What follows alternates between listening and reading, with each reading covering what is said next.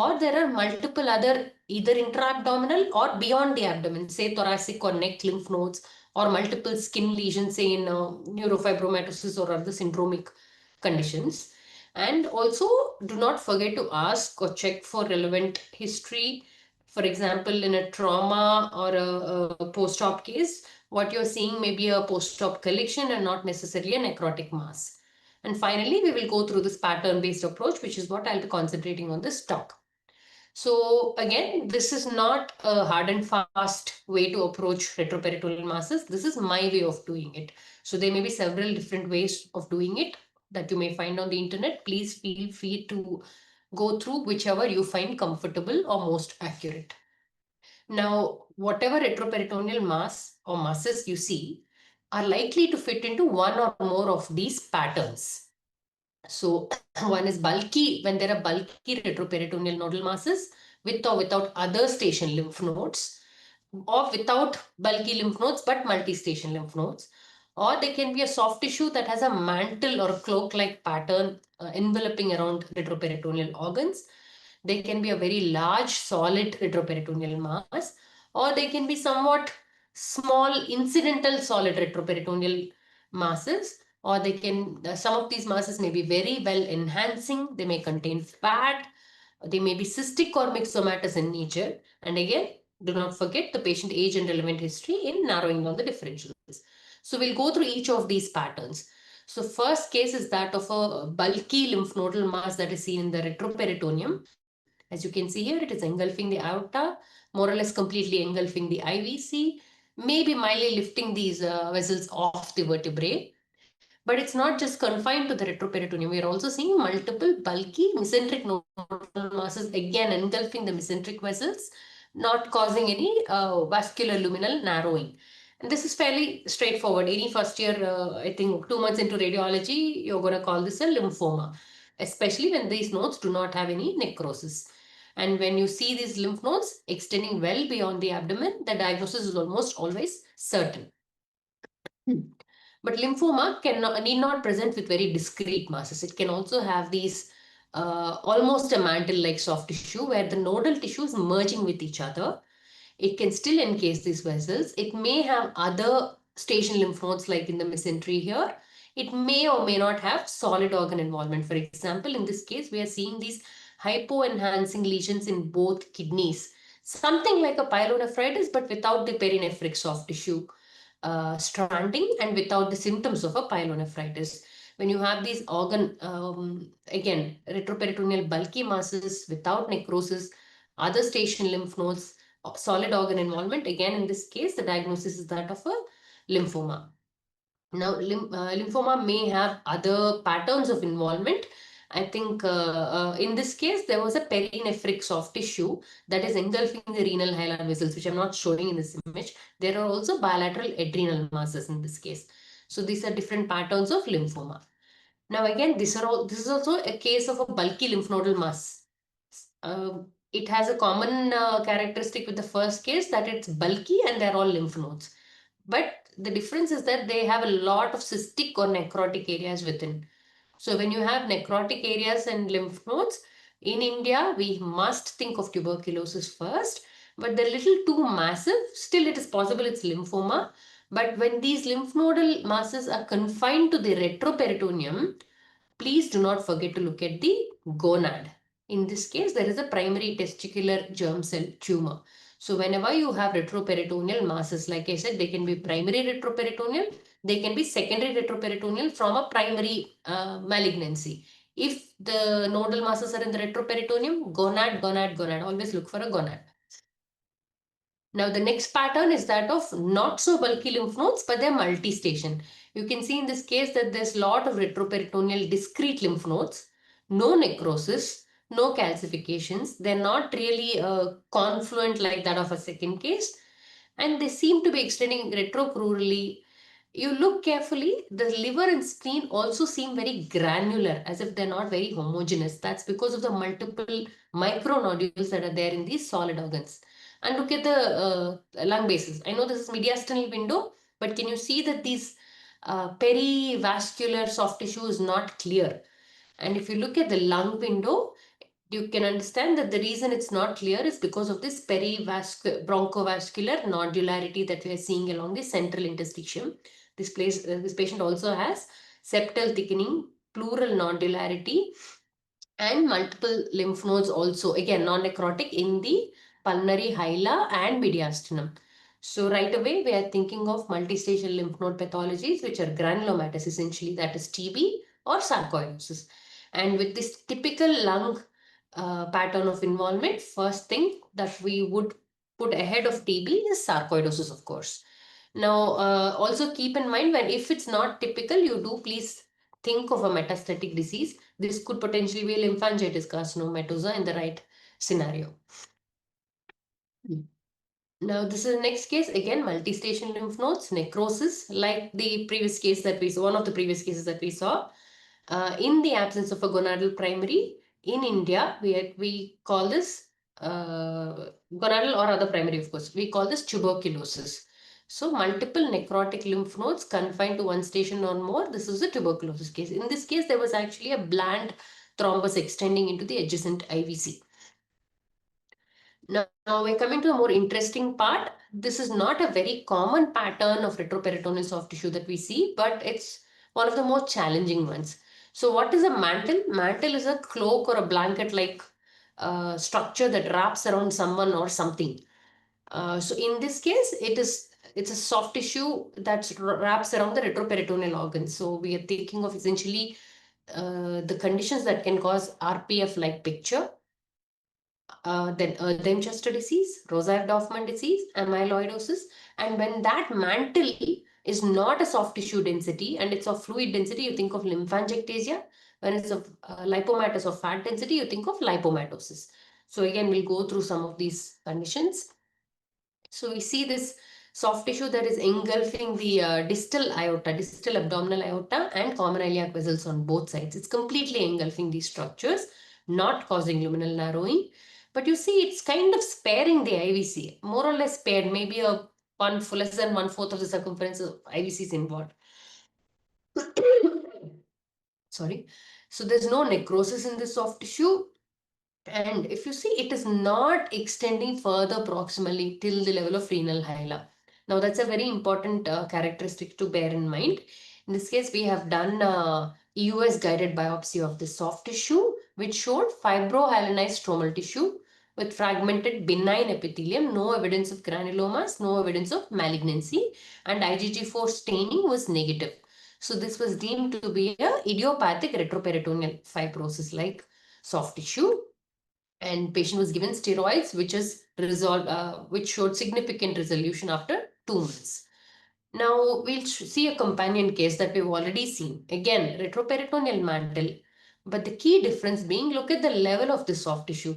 Previous case, it was all centered around the aortic bifurcation.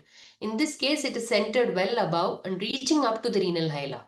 And it is completely encasing IVC and lifting it off the vertebrae. So these are two of the key differentiating factors. Of course, in this case, there are lymph nodes and solid organ involvement, but apart from that, if you look at the retroperitoneal soft tissue itself, it's encasing the IVC, it's centered well above the aortic bifurcation.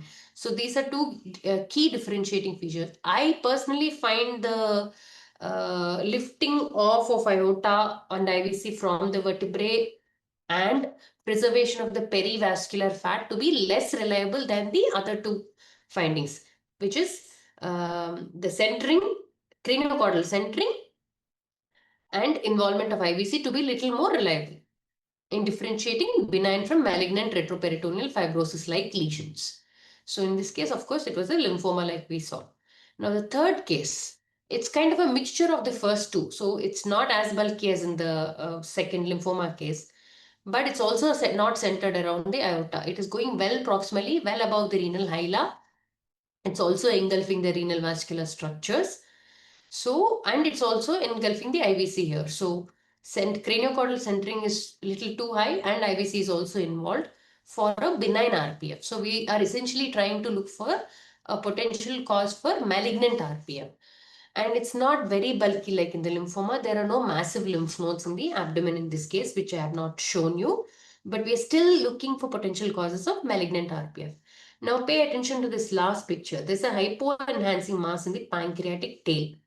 This was in fact an adenocarcinoma of the pancreatic tail, which has spread or shown perineural or perivascular spread along the splenic vessels, going proximally around the aorta and aortic branches as well. So this was a malignant RPF caused due to perineural or perivascular spread from a CA pancreas.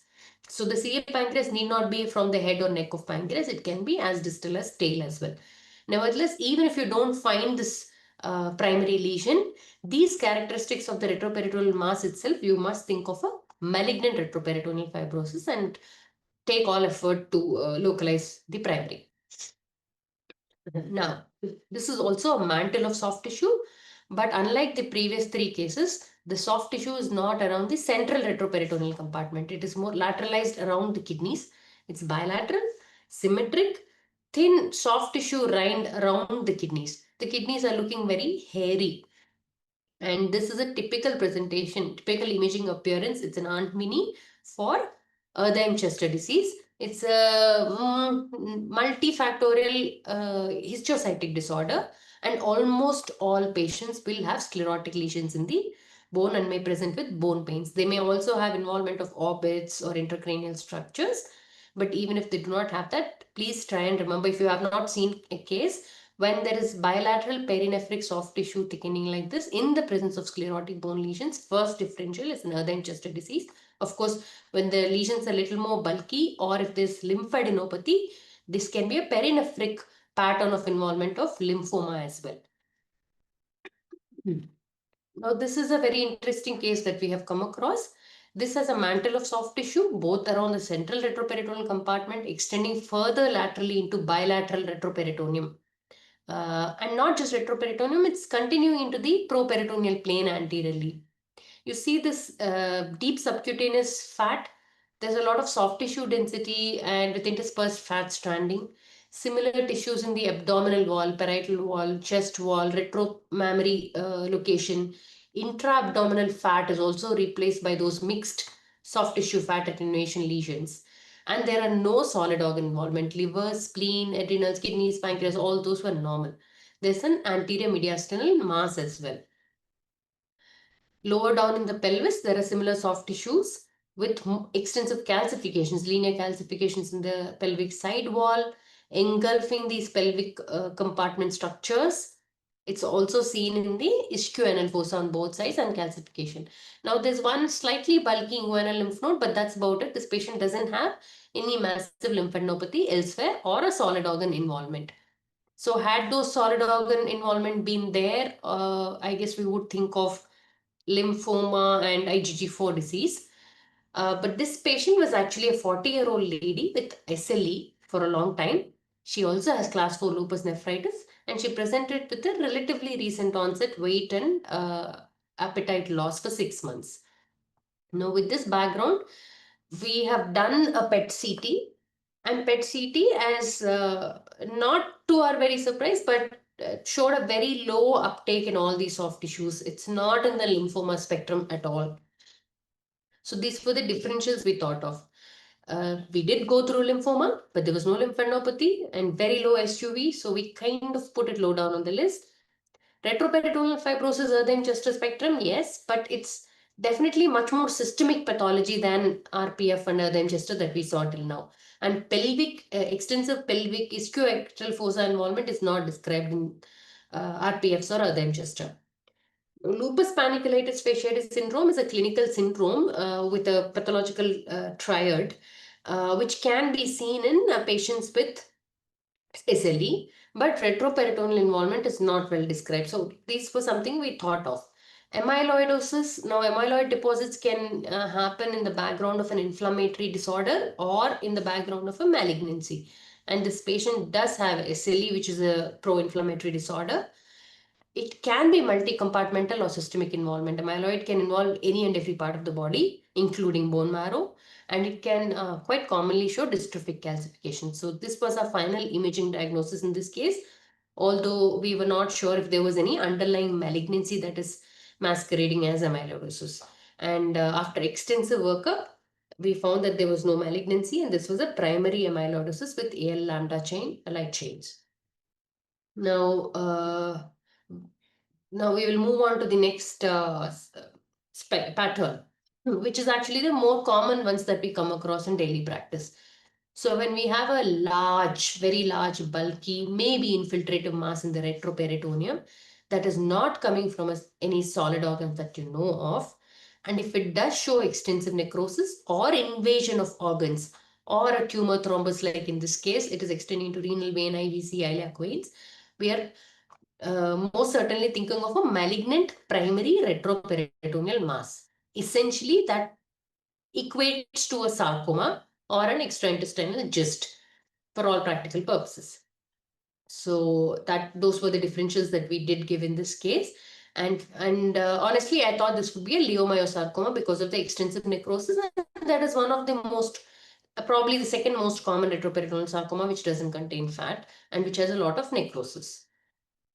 However, histopathology turned out to be an Ewing sarcoma to our surprise, but this surprise is not a very uncommon surprise.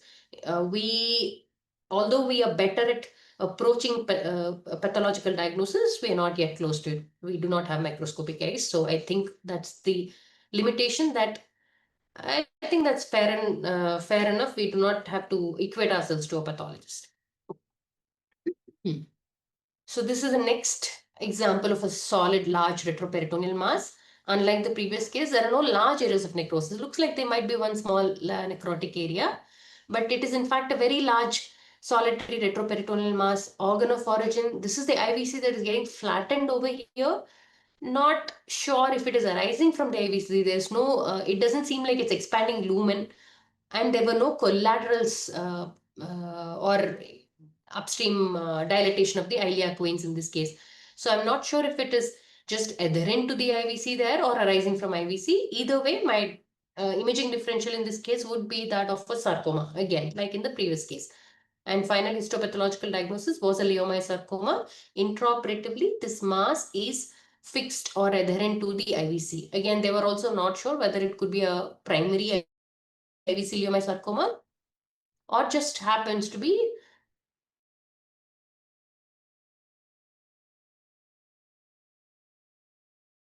attached to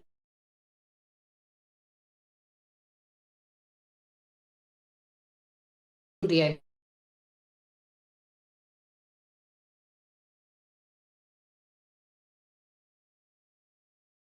left one over there, infiltrating the bladder, and there were no large necrotic areas. It was also encasing the distal ureter and causing right hydronephrosis. So this was a patient who had small bowel Crohn's disease, who underwent small bowel resection and anastomosis several years ago. But the current CT did not show any active bowel inflammation. There were no enhancing wall thickening or extramural soft tissue thickening anywhere. Otherwise, we could have thought this could be phlegmon, or in the right terminology, extramural inflammatory soft tissue, especially if there's a nearby enhancing bowel wall thickening. So the differentials we thought of were, this is the wider spectrum of differentials that we had to serially eliminate. It could be coming from seminal vesicle adenocarcinoma. It could be coming from a bladder, which typically is either a urothelial malignancy or a adenocarcinoma. It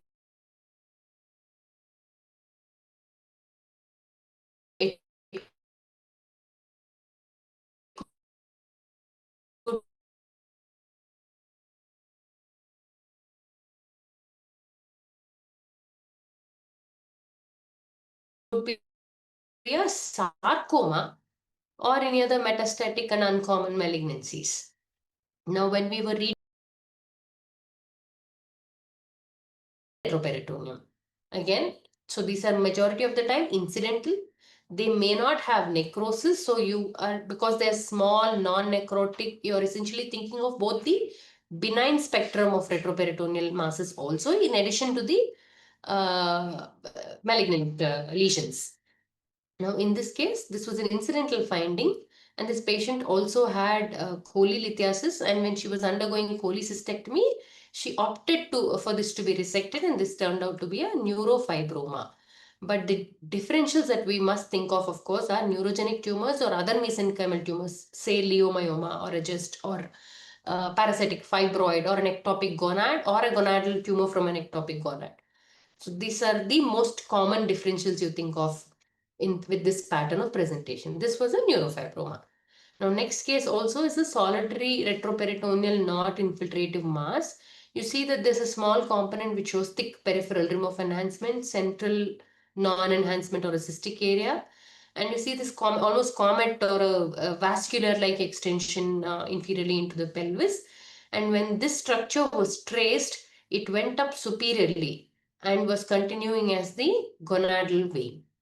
And this was in fact an ectopic gonad or an ectopic left ovary with the corpus luteal cyst in a patient with uniconvate uterus. So in a case of uniconvate uterus, rarely ovary or gonad can be ectopic. And this was one such incidental retroperitoneal mass. Now, this is a patient with CLD, and during the workup for CLD, there was an incidental right iliac fossa mass that was seen. And if we trace this vessel that was leading up to this right iliac fossa mass, this turned out to be draining into the IVC, and this was a gonadal vein. When you look carefully, there were no spermatic cords in the groin.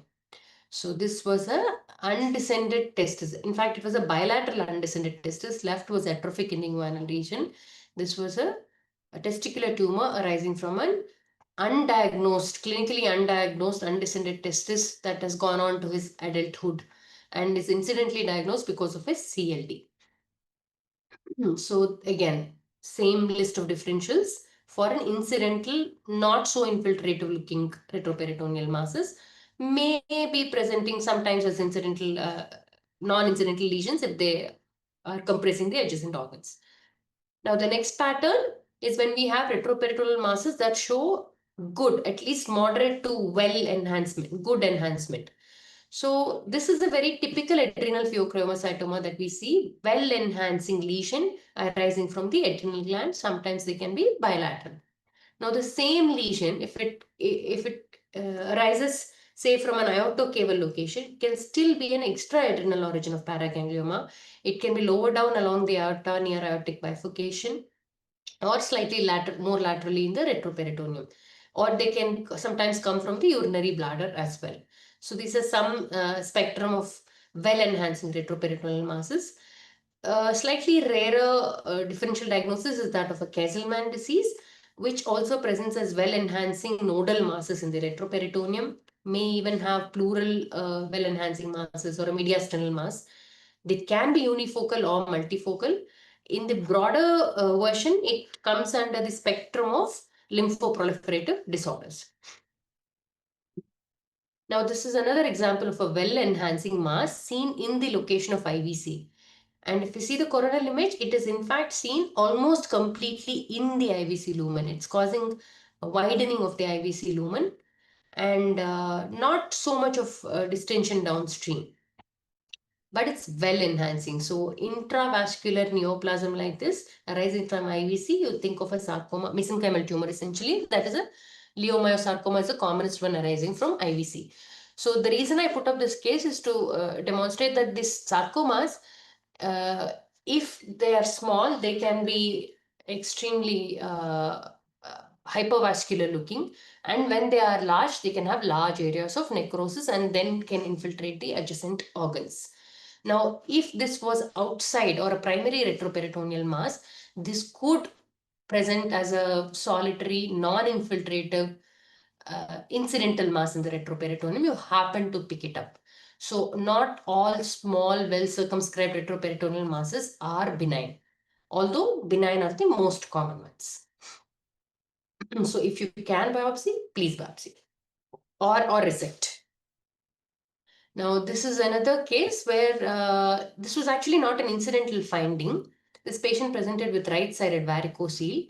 As we all know, varicoceles can be bilateral, or most commonly when they're unilateral, they're on the left side because left gonadal vein drains at a 90-degree angle to the left renal vein, as opposed to the right gonadal vein, which drains more obliquely, more physiologically into the IVC. So in this case, the patient presented with a unilateral right-sided varicocele. And so when ultrasound was being done, this soft tissue lesion was picked up, and he underwent multiphasic contrast CT imaging. So there was a right iliac fossa mass, which shows peripheral very well enhancing irregular component that seems to be progressively enhancing as we go towards the venous phase. But something like a hemangioma, but it's not discrete puddles like the cavernous hemangioma that we see. And there's some area that is not enhancing yet till the venous phase. So we did think of a paraganglioma or other mesenchymal tumors, and those were the differentials that we gave, including a hemangioma. And on the coronal image, yes, that's where it is compressing the gonadal vein and causing the right-sided varicocele. And interestingly, the final histology was of a capillary hemangioma. Please note, capillary hemangioma is a true neoplasm. When radiologists usually say hemangioma, we refer to cavernous hemangioma, which is in fact a vascular malformation. It's a slow flow vascular malformation. The oma part is a misnomer in the cavernous hemangioma. So this is not a cavernous hemangioma. This is a capillary hemangioma, which is a vascular tumor and a very rare diagnosis. Now, this is in fact one of the most common diagnoses that we find when we see very well enhancing retroperitoneal masses in the which can be most often multifocal, sometimes unifocal. So this patient has multiple very well enhancing retroperitoneal masses, lot of vascular channels, hypertrophic vascular channels around it. Patient also had multiple hypervascular lesions in the duodenum, gastric antrum, and pancreas, which I have not shown here. So these are in fact neuroendocrine tumor metastasis. And when you say when you see multiple hypervascular metastatic lymph node like lesions in the retroperitoneum, please look for all the other primary hypovascular neoplasms, including RCC. Sometimes the primary can be very small and maybe missed in amidst all these large metastatic lesions. Now, next spectrum is that of a fat-containing retroperitoneal mass. So when we have discrete areas of fat density and soft tissue, solid density, with calcifications into mixed cystic density, diagnosis is very clear cut. You have a teratoma. Teratoma spectrum, you can see in the retroperitoneum, midline, presacral, arising from one of these organs. In this case, it was either engulfing or arising from the right adrenal gland. As opposed to the previous case, when the fat is interspersed with other soft tissue density areas or a little more smudged look, we do not call it a teratoma. We think of a liposarcoma in such scenarios. So this was a case of a retroperitoneal liposarcoma. Now, when we call it a retroperitoneal tumor liposarcoma, we have to make all attempts on radiology to tell to be able to tell whether it is either a well-differentiated liposarcoma or other types of liposarcoma. These are the four most common types of liposarcoma. We'll go through these. So in our so literature says that well-differentiated liposarcoma is the most common. That's 50% of all the retroperitoneal liposarcomas. But in our experience, which may be biased because we're at tertiary care referral center, we see dedifferentiated liposarcomas to be more commonly found. And most of these tumors are usually seen in fifth and sixth decade, but myxoid type can be seen in younger patients. And it's the most common type of retroperitoneal sarcoma. So these are typical examples of the four types of histological types of liposarcoma. You may not see typical always, but I'll go through each of these. So well-differentiated liposarcoma is almost like a lipoma.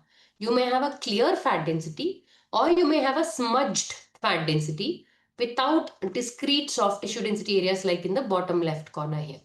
So when you see the entire tumor to be like this, we are almost certain that it's a well-differentiated liposarcoma just based on imaging. Now, this tumor should not have solid density like this or solid density with calcifications or interspersed fat density areas or hyperdense areas like this. When such tumor is there, we are reasonably specific in calling it a well-differentiated liposarcoma. But please look at all the edges of the tumor to make sure that there's no soft tissue density. Now, when there is a soft tissue density like this, apart from the larger fat density area, it could still be a well-differentiated liposarcoma. but we cannot rule out a dedifferentiated or a pleomorphic liposarcoma. And hence, if you see a tumor like this with some soft tissue density, we cannot really differentiate a well-differentiated from dedifferentiated liposarcomas. Now, if these soft tissue densities have calcifications in them, then we are almost certain that it's a dedifferentiated liposarcoma. Now, liposarcomas, myxoid type can be quite confusing. Now, what is myxoid matrix? Myxoid matrix on imaging looks as if it is a near fluid density. When we do a non-contrast or early post-contrast imaging, it looks like a near fluid density or like a mucin density. And on multiphasic contrast CT or MRI, they are likely to show slow enhancement, slow and delayed enhancement, and enhancement can be to a variable degree of intensity. So that is myxoid tissue. And in this case, because there's an interspersed fat density area also, we think of myxoid liposarcoma. Now, tumors can have all these components. They can be a pleomorphic liposarcoma, which has myxoid component, well-differentiated component, dedifferentiated component. No, it's not for us to decide how much of each of the tumor is of that component. Now, pleomorphic liposarcoma can nearly entirely be a solid tissue with minimal to no fat density. In such cases, on imaging, we may not be calling it a liposarcoma at all, but this is only for us to remember that it can still turn out to be a liposarcoma and you don't have to beat yourself up. In fact, if I see a case like this, I would call it a retroperitoneal well enhancing mass engulfing whatever structures likely to be a sarcoma, may not be liposarcoma. That would be my impression. So yeah, I think we have covered most of these. So for example, in this, you look at the second image here, the entire abdomen is filled with what looks like a well-differentiated liposarcoma, but has some solid density. So yes, we cannot rule out a dedifferentiated component. And what is important to mention in the description is that the solid looking component of it is seen between these vital structures which cannot be resected. So the reason being, for example, if this tumor is partly engulfing the colon or just adherent to it, they may still be able to shave it off with R1 resection or R2 resection and may not have any recurrence because this is a very well differentiated liposarcoma. But if this kind of density is seen near a vital organ which is not removed or not amenable for resection, then that becomes a site for dedifferentiation, or that becomes a site for recurrence in case it is removed. Yeah, so one other thing is when you have a myxoid looking retroperitoneal tumor, myxoid liposarcoma is not the only diagnosis. You can have a lot of neurogenic tumors, typically schwannoma showing myxoid matrix, and an undifferentiated pleomorphic sarcoma also can have myxoid component. Yeah, I think so. This is the the summary of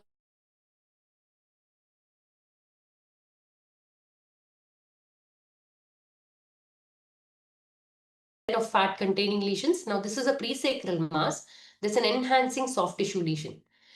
And there is also presacral fat. Now, how do we know this is just a widened presacral fat or tumor?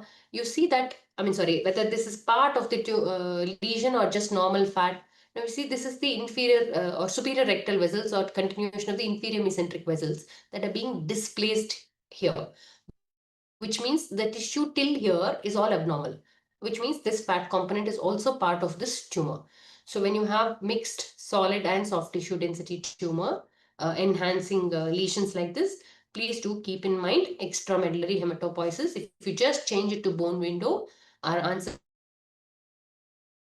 will be right there. The paravertebral location with the along with the um, interspersed fat density, they need not show any or show only minimal fat density depending on how much hematopoietic component or fat component is there in these lesions. Now, this is another case with again paravertebral lesions. Splenomegaly also has bone changes which I have not shown the bone window. Adrenal is also another not very common but not very rare location of involvement of extramedullary hematopoiesis. Now, just for completion of the fat-containing lesions in the retroperitoneum, again, we see a mantle pattern of fat that is cloak-like enveloping both the kidneys. And there's no continuation between these. It's not continuing across the aorta IVC, unlike the liposarcomas that we see. And they seem to be engulfing all around, no mass effect. So this is perinephric lipomatosis. In the extreme spectrum, it can replace the renal parenchyma by mass effect and cause renal replacement lipomatosis. Now, this is another rare case that we have seen in our experience, where there is a very large mass seen filling almost the entire left side of the abdomen, bulging into the right half of abdomen. We also see these bony structures in the lower part. Now on the CT, coronal CT, you see it's predominantly fat density, mixed interspersed soft tissue density, and we see these multiple bony structures, one mound of bone-like tissue here. What could be a cortex and medulla, and a lot of teeth-like structures here. And on the 3D volume rendered image, you can see that these are actually long bones with cortex and medulla that we've seen earlier. And there's actually another bone over here with a joint in between. So there are bones, there is almost an arthrosis, not exactly a joint space, but almost an arthrosis, multiple teeth-like structures, and one skull-like structure. And there were also vertebrae-like structures that I have not demonstrated. So predominantly fat-containing mass with well-formed bony structures, joints, and axial skeleton in it. So teratoma is a differential, but when you have well-formed axial skeleton, please think of a fetus in fetu, which is a very rare differential for fetiform teratoma. And in this case, final histological proof and genetic analysis prove that it's a fetus in fetu and not a teratoma. Some authors do not agree that they are two different lesions. They consider it as a spectrum. Okay, we move on to the next pattern, where there are cystic lesions in the retroperitoneum. When you have an incidental well-circumscribed cystic lesion like this in the retroperitoneum that do not cause mass effect on adjacent structures, another such lesion, sometimes they may show some thin septations, may show few calcifications. They can be multi-compartmental, engulfing different structures. Think of a lymphatic cyst or a lymphangioma, which is a malformation again. Oma is a misnomer again in that case. So now you have a set of cystic lesions in the renal hilum. How do I know this is cystic lesions and they're not hydronephrosis? First look, they're a bit too many. They seem to be kind of prolapsing out of the renal hilum itself. So what would help is a delayed phase CT. And the urographic phase, you see that these are actually cystic lesions in the renal sinus fat that are going around the pelvic infundibula and the calyces and not uh, communicating with the pelvic calyceal system. So this is again lymphatic dilatation or a lymphangiectasia in the renal sinuses. It's bilateral, symmetric, slightly asymmetric. Now again, this is another lymphangiectasia case, but this is seen primarily in the retroperitoneum. And if you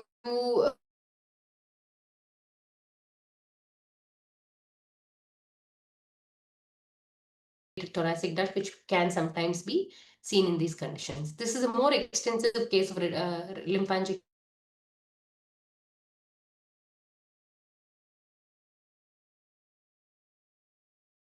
leak of bile from these lymphatic structures into the ascites in that particular case.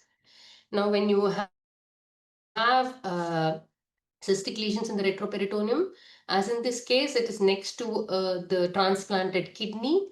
And depending on the timeline, you can narrow down the differentials. This was a lymphocele, which is fairly commonly seen around graft kidneys. Now, this was a patient who had, I do not recall if it is C endometrium or CS cervix, underwent hysterectomy, radical hysterectomy, pelvic lymph node dissection, and oh yeah, CS cervix is written here, I'm sorry. And presented with these collections in the left side of pelvis. It's a slightly thick-walled collection. And this was the DJ stent that you're seeing in the bladder here. And that is causing tethering or obstruction of the sigmoid colon here. And patient actually presented with intestinal obstruction. So now if we do not have the history, we're not going to think of a either a seroma or a hematoma in this case, which is what it turned out. So now I think it's 45 minutes. So summary, first try and determine where the mass is coming from, whether it's intraperitoneal or retroperitoneal, and which organ it could be coming from. If it is not arising from any organ, try to think of a primary retroperitoneal mass. Do not forget to look at other lymph nodal stations and rest of the abdominal imaging that we have. We may have not just abdomen, a chest x-ray, for example, available, or an ultrasound thyroid or neck showing massive lymph nodes. And then try to approach uh, based on the patterns that we have seen here. And last but not least, do not forget the history and patient factors. Thank you.